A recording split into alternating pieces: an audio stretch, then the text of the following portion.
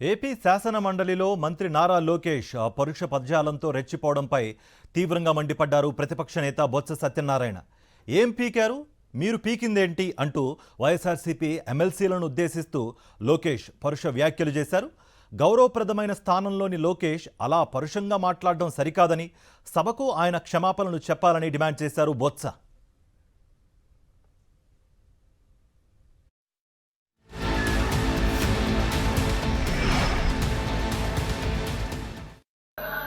మీరు ప్రశ్నిస్తారా? 5 సంవత్సరాలు మీరు పీకిందేంటి? మీరు పీకిందేంటి 5 సంవత్సరాలు? చెప్తా మీరు పీకింది చెప్తా నేను ఏంటండి మీ కెపాసిటీ అంటే 48%. 25,000 కోట్ల అప్ప మీరు మాట్లాడతారు. 79% 48% కెపాసిటీ యూటిలైజేషన్ తీసుకొచ్చారు. ఏంటి అధ్యక్ష వీళ్ళు మాట్లాడేది? ఏమైనా ఒక్క మాట్లాడామా? పరుసు మాట ఏమైనా ఒక్క పరుసు మాట మాట్లాడామా? ఏమైనా అమ్మాయి చెప్తుందేంటి?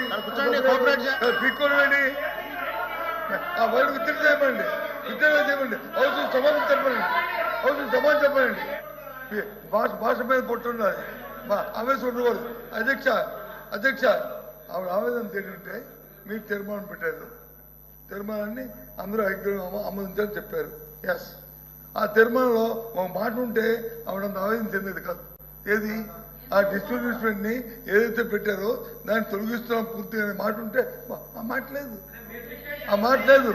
ఆ మాట ఉందో చెప్పండి ఆ తీర్మానంలో.